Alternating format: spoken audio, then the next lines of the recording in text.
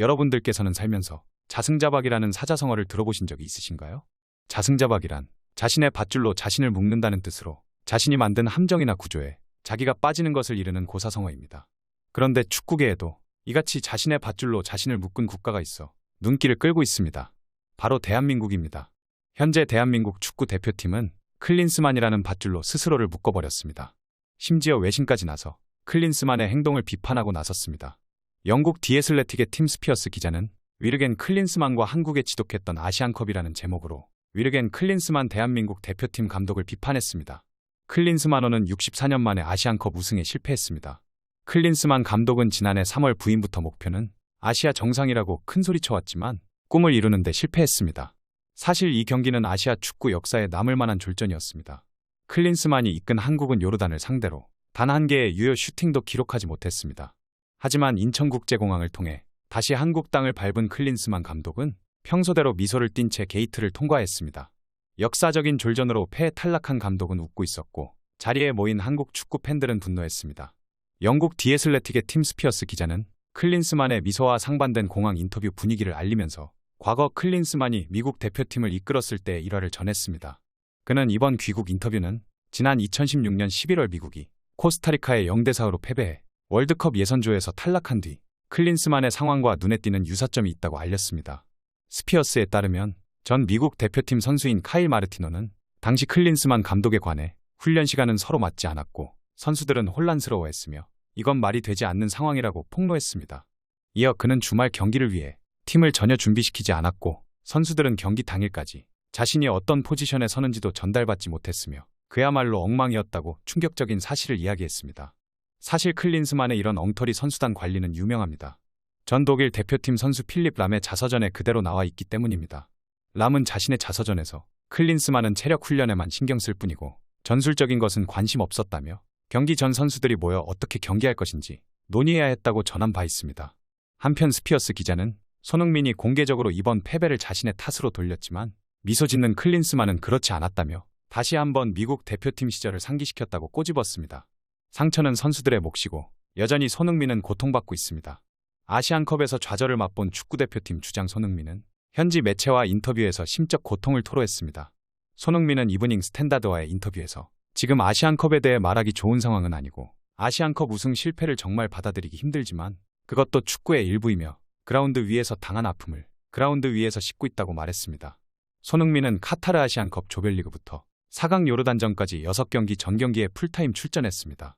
8강 호주전에서 후반 추가 시간 번뜩이는 드리블로 페널티 반칙을 얻어내 동점골에 발판을 마련했고 연장전에 날카로운 프리킥으로 역전 결승골을 꽂았습니다.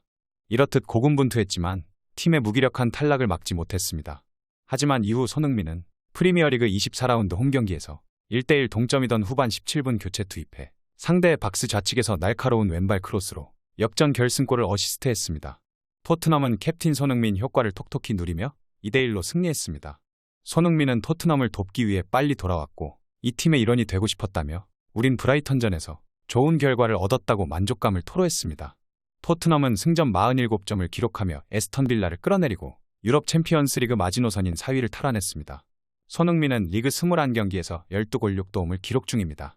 손흥민은 인터뷰에서 최대한 팀을 돕고 싶고 팀 동료들과 함께 뛰는 이 순간을 즐기고 싶다며 시즌이 몇 달 남지 않았지만 우리는 이번 시즌을 특별하게 만들기 위해 최선을 다할 것이라고 다짐했습니다. 이날 토트넘에서 손흥민은 경기장에 들어서자마자 두 팔을 위아래로 크게 휘저으며 토트넘 팬들을 더욱 열광케 했습니다. 마치 손흥민은 더욱 크게 소리쳐달라고 외치는 듯 연신 양팔을 위아래로 크게 휘저었습니다. 그런 손흥민의 모습에 토트넘 팬들은 더욱 큰 환호성을 내질렀고 동료들을 향해서도 주먹을 불끈 쥔 채 팔을 흔들어 보이며 파이팅을 요구했습니다. 한국 팬들의 가슴이 웅장해지는 순간이었습니다. 또 토트넘으로 복귀하자마자 극장 도움을 올린 장면은 손흥민의 클래스를 제대로 확인할 수 있었던 장면이었습니다. 아시안컵 요르단전에서 답답한 공격력에 실망했던 팬들은 이제 대표팀에서 은퇴하고 그곳에서 행복 축구를 하라는 반응을 보이고 있습니다. 매우 이례적이라 할 수 있습니다. 한국 축구를 대표하는 에이스 손흥민은 어느 선수보다 대표팀에 꼭 필요한 자원입니다. 그런 손흥민을 대표팀에 더 이상 오지 말라고 하는 것입니다. 오롯이 손흥민을 위한 팬들의 진심 어린 마음이자 응원이라 할 수 있으며 소속팀에서만 가능한 손흥민의 멋진 활약을 더 보고 싶다는 뜻이기도 합니다. 그동안 손흥민의 부친인 손흥정 감독은 손흥민이 월드클래스가 아니라고 강조했습니다. 엄격하면서도 냉정한 원칙을 중시하는 손흥정 감독은 아들에 대한 평가도 예외가 아니라는 점을 구체적 말로 표현했습니다.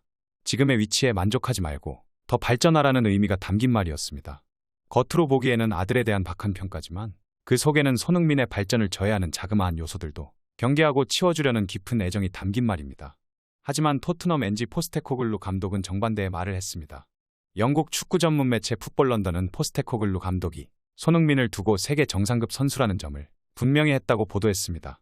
포스테코글루 감독은 경기가 끝난 뒤 가진 현지 매체와의 인터뷰에서 브라이튼은 정말 잘하고 있었지만 그들이 지칠 것이라는 것을 알고 있다며 클러치 순간 소니가 드리블 이후 크로스를 올릴 때 분명 세계 정상급 선수였다고 전했습니다. 또 그가 뛰는 국가가 불리하게 작용할 수 있지만 그는 세계 정상급 선수라고 생각한다고 재차 강조했습니다. 즉 포스테코글루 감독은 한국의 축구 수준이 손흥민의 수준과 현 시점 맞지 않다는 점을 언급하면서 그가 월클이라는 점을 다시 한번 강조한 것입니다. 그는 현지 인터뷰를 통해 세 차례나 손흥민을 월드클래스라고 강조했습니다. 이어 세계에서 가장 힘든 리그인 프리미어리그에서 그의 기록을 보면 그의 골 기여도는 항상 최상급이었고 아시안컵 공백이 있었지만 그는 올 시즌 리그 최고 공격수 중 한 명이었다며 나는 우리가 그의 공백을 잘 커버했다고 생각한다고 전했습니다. 포스테코글루 감독이 손흥민을 강조한 데에는 다 이유가 있습니다. 손흥민은 올 시즌 모하메드 살라 그리고 엘링 홀란드와 함께 최고의 공격력을 가지고 있습니다. 왼쪽 윙어뿐만 아니라 중앙 공격수로서도 강력한 돌파와 골 결정력을 보여줬습니다. 게다가 팀의 에이스 리더로서 헌신을 보여주고 있습니다. 영국 매체 풋볼 런던에 따르면 포스테코글루 토트넘 감독은 손흥민이 아시안컵에서 가장 뛰어난 공격수였고 세계적인 수준의 선수라면서 엄지를 치켜 세웠습니다. 한편 차기 토트넘의 주장감이라는 평가를 받던 피에르 에밀 호이비에르가 결국 토트넘과 결별할 것으로 보입니다. 토트넘 호스퍼가 피에르 에밀 호이비에르에 대한 판매 가격을 설정하며 사실상 결별 가능성이 커졌습니다. 토트넘 소식을 다루는 스퍼스웹에 따르면 토트넘은 호이비에르의 이적료로 2천만 파운드를 책정했습니다. 2020-2021 시즌 사우샘프턴으로 떠나 토트넘에 입단한 호이비에르는 팀에선 없어선 안 될 선수로 자리매김했습니다. 이적 첫 해부터 프리미어리그 전 경기에 선발 출전했고 2021-2022 시즌엔 36경기, 그리고 지난 시즌엔 35경기에 나서는 등 3시즌 연속 30경기 이상 출전으로 내구성까지 증명했습니다. 또 특유의 리더십으로 토트넘 팬들 사이에선 차기 주장감이라는 말까지 나왔습니다. 하지만 이번 시즌 포스테코글루 감독 체제에서 입지가 달라졌습니다. 공격형 미드필더 제임스 매디슨이 합류하면서 미드필더 한 자리가 나갔습니다. 남은 미드필더 두 자리에도 다른 선수들을 중용하고 있어 미드필더진 만큼은 포화 상태입니다. 이번 시즌 호이비에르는 23경기에 출전했는데 출전 시간이 964분에 불과합니다. 주전 미드필더인 비수마와 사르가 네이션스컵에 차출됐던 때는 호이비에르에게 기회였습니다. 하지만 비수마와 사르가 돌아오자 다시 벤치로 밀려났습니다.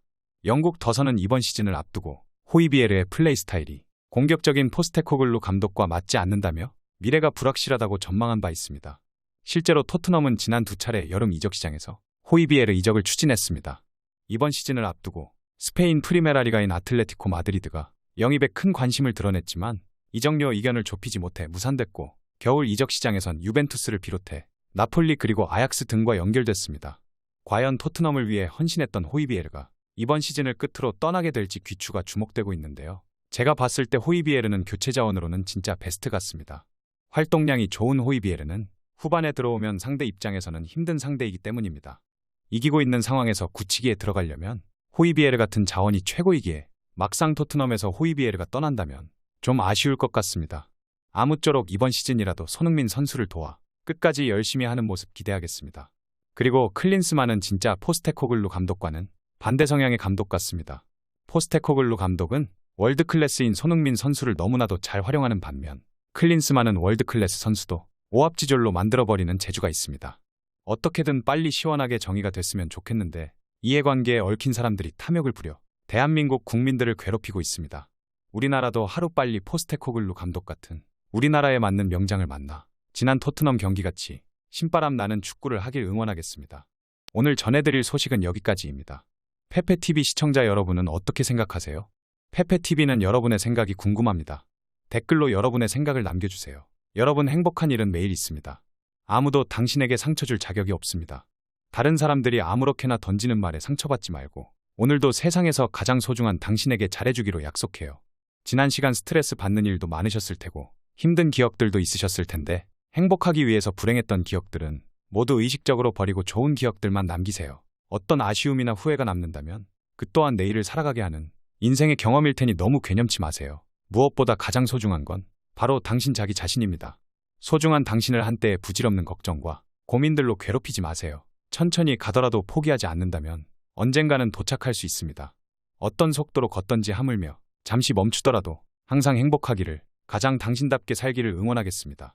올해에는 원하시는 모든 일들이 기적처럼 이루어질 거예요. 2024년에는 더 많이 웃고 더 적게 울며 문득문득 행복하시기를 바라겠습니다. 가장 큰 성공은 행복한 당신입니다. 그럼 다음 영상에서 봬요. 감사합니다.